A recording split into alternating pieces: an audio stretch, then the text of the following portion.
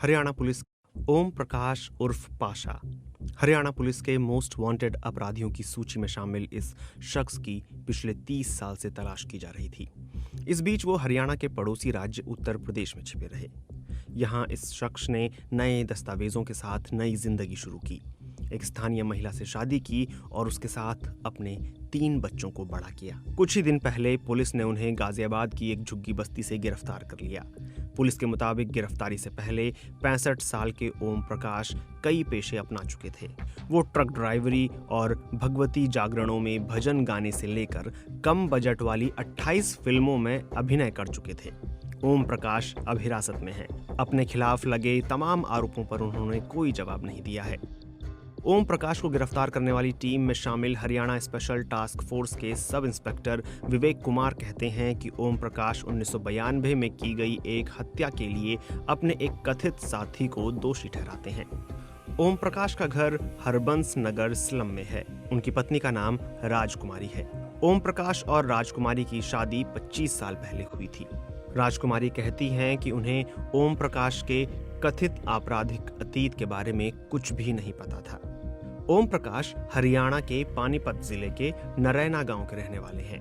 विवेक कुमार के मुताबिक ओम प्रकाश पर कई आरोप हैं। उन पर 1986 में एक कार चुराने का आरोप लगा। 4 साल बाद उन पर एक मोटरसाइकिल, सिलाई मशीन और स्कूटर चुराने का आरोप लगा। 1992 में ओम प्रकाश ने एक और शख्स के साथ मिलकर एक बाइक सवार को लूटने की कोशिश की, लेकिन जब उसने विरोध किया तो इन लोगों ने उसे चाकू से मार दिया। विवेक कुमार बताते हैं कि कुछ गांव वालों को अपनी ओर आता देख दोनों वहां से भाग निकले। ओम प्रकाश का साथी पकड़ा गया, उसे 7 साल की सजा हुई, फिर जमानत मिल गई, लेकिन ओम प्रकाश गायब हो गए। उनकी तलाश ठंडी पड़ गई। पुलिस ने ओम प्रकाश को भगोड़ा घोषित कर दिया। गिरफ्तारी के बाद ओम प्रकाश ने पुलिस को बताया कि भागने के 1 साल बाद तक वह तमिलनाडु और आंध्र प्रदेश के मंदिरों में छिपते रहे। 1 साल बाद वो उत्तर भारत लौटे, लेकिन घर जाने के बजाय गाजियाबाद में बस गए। वहां उन्होंने ट्रक चलाना शुरू किया। वहीं 1997 में उन्होंने राजकुमारी से शादी की। आसपास के लोग उन्हें बजरंगबली या बजरंगी के नाम से जानते थे।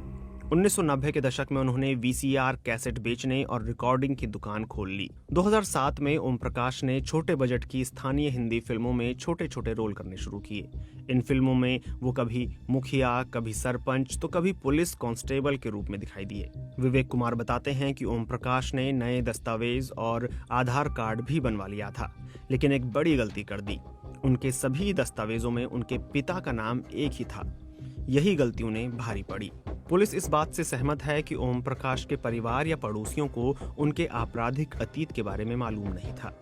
ओम प्रकाश अपनी पत्नी को अपने गांव नरैना भी ले गए और परिवार वालों से उनकी मुलाकात भी कराई। ओम प्रकाश लंबे लंबे वक्त तक गायब रहते थे। राजकुमारी को लगता था कि ट्रक चलाने की वजह से ऐसा करना उनकी मजबूरी है, लेकिन अब वो कहती हैं कि ओम प्रकाश अपनी पहली पत्नी के पास जाते थे।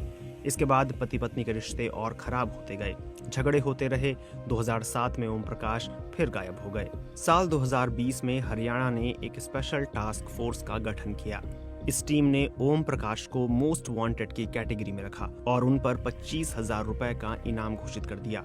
जांच करते हुए पुलिस नरैना गांव पहुंची और 50 से 60 साल की उम्र वाले उन लोगों से बातचीत की जिनकी जहन में ओम प्रकाश से जुड़ी कुछ बातें मौजूद थीं।